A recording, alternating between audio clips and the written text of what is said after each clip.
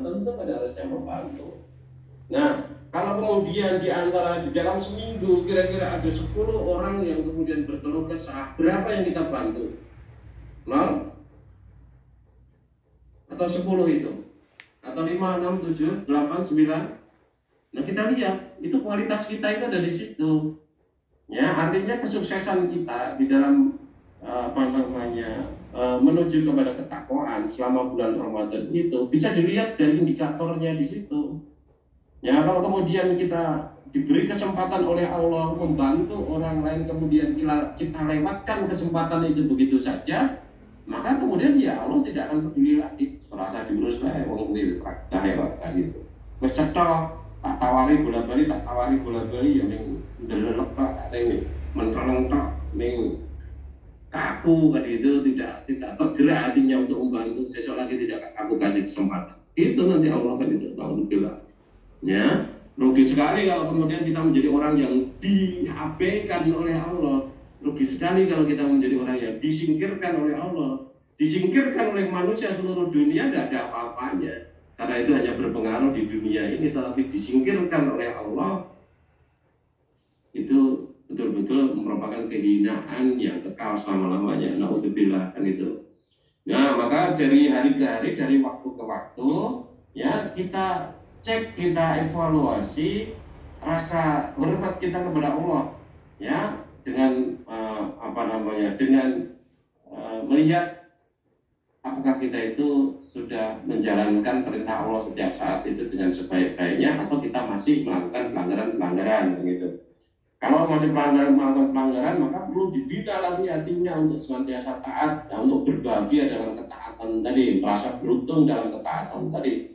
Tidak kemudian kita biarkan saja pelanggaran itu berlalu begitu saja tanpa kita tegakkan kebenaran di dalam diri kita ini kan gitu. Ya, kemudian yang berikutnya bisa dimaknai sebagai al-wiqayah kan itu. Artinya al-wiqayah itu artinya pembentengan kan itu ya. Artinya takwa itu bisa dimaknai sebagai suatu upaya untuk melindungi diri kita agar senantiasa taat kepada Allah dan senantiasa menjauhi perbuatan maksiat kan itu. Nah, lebih lebar lagi kan di sini definisinya kan. Para sahabat itu kemudian menggambarkan yang namanya al-wiqayah, menggambarkan yang namanya at-ta'ah, menggambarkan yang namanya at-taqwa tadi. Itu seolah-olah kita itu berjalan di situ banyak sekali rintangan, katakan saja sebagai pecahan beling kaca-kaca yang banyak dan sebagainya berserakan di situ. Maka kaki kita ketika melangkah tanpa sepatu, tanpa sandal itu, kita akan hati-hati betul memilih tempat yang selamat, yang aman, yang tidak menyebabkan luka kaki kita. Sampai seperti itu. Artinya memang wujudnya orang beriman itu, kalau dia memang bertakwa itu betul-betul harus hati-hati makan juga. Pertama, yang utama harus dipikirkan adalah kehalalannya dan sebagainya. Bekerja, mencari nafkah, ya betul-betul harus utamakan kehalalannya gitu. Belanja, membeli makanan yang akan dimakan, ya harus dipilih-pilih satu dengan yang lain. Banyak yang tidak halal, kemudian kita pilih yang halal saja. Meskipun dari segi gizi kurang, meskipun dari segi rasanya juga kurang dan sebagainya, tetapi itulah orang beriman itu harus hati-hati seperti itu kan gitu. Sama-sama beli Indomie, sama-sama beli mie, katakan begitu. Ya, tetapi orang beriman itu harus memilih mana yang ada label halalnya. Tentu saja seperti itu. Ya, sama-sama untuk membeli ayam potong misalnya saja. Nah, tentu orang beriman harus mencari pemotong yang sholat, yang ayam potongnya halal dan sebagainya. Nah, begitu juga dalam bergaul. Ya, bergaul itu juga harus pilih-pilih. Kalau kita bergaul dengan orang-orang yang biasa berkata lagu, berbuat lagu, kita biasa nongkrong ngobrol bersama orang-orang yang melecehkan Allah, kita juga akan terbiasa dengan pelecehan tadi yang itu. Alhamdulillah. Ya, maka kita dilarang untuk duduk bersama dengan orang-orang yang mereka itu melecehkan Allah. Alhamdulillah. Karena itu betul-betul akan mempengaruhi secara psikologis ya namanya kepada diri kita, ya. Pelanggaran-pelanggaran yang dilakukan berulang-ulang, pelecehan-pelecehan dilakukan berulang-ulang yang kita dengar tanpa penentangan, akhirnya kita mengiyakan, akhirnya kita permisif, merasa bisa menerima yang seperti itu, padahal seharusnya itu betul-betul harusnya ditentang, dijauhi, ya, tidak diperbolehkan untuk dilakukan dalam konteks itu kan itu, ya. Maka dengan mana al-wiqayah ini, ya, orang beriman itu betul-betul harus hati-hati di dalam beraktivitas, ya, apapun itu, ya, tadi mencari nafkah, bergaul, kemudian juga makan makanan dan sebagainya, ya, bahkan tutur kata yang kita ucapkan kepada orang lain pun tadi kita harus pilih-pilih tutur kata itu gitu loh.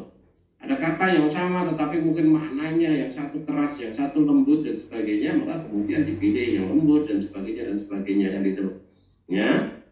Begitu juga katakan kepada orang tua kita atau kepada bos kita dan di dalam lingkungan pekerjaan dan sebagainya, juga harus memilih kata-kata yang tepat, sikap yang tepat, ya, dan sebagainya.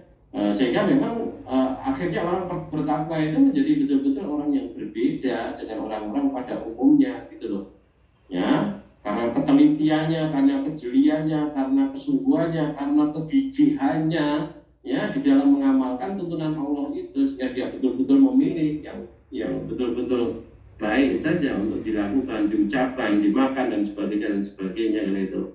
Nah, kalau tiga makna ini atau akhorisoh, al-khosyah, kemudian al-wiqayah itu betul-betul kita pahami, kemudian secara disiplin kita amalkan dalam kehidupan sehari-hari, tidak ada muara lain kecuali kebaikan, kecuali ketakwaan gitu. Ya, akan tetapi kalau kemudian kita sudah tahu artinya, maknanya, caranya untuk melakukan mengimplementasikan dalam kehidupan sehari-hari, tetapi kemudian kita cuek saja, kita tidak peduli, ya, artinya yang tumbuh di dalam diri kita itu bukan Islam, yang tumbuh adalah egoisme. Egoisme itu adalah ananiyah. Ananiyah itu adalah syirik. Tempatnya di mana kalau kemudian kita itu berbuat syirik? Sudah pasti neraka. Alhamdulillah. Bagaimana mungkin kita mengharapkan pertolongan Allah? Bagaimana mungkin kita mendapatkan bimbingan dari Allah kalau ternyata dalam keseharian kita berbuat syirik seperti itu dalam bentuk egoisme, dalam bentuk ananiyah tadi, alhamdulillah.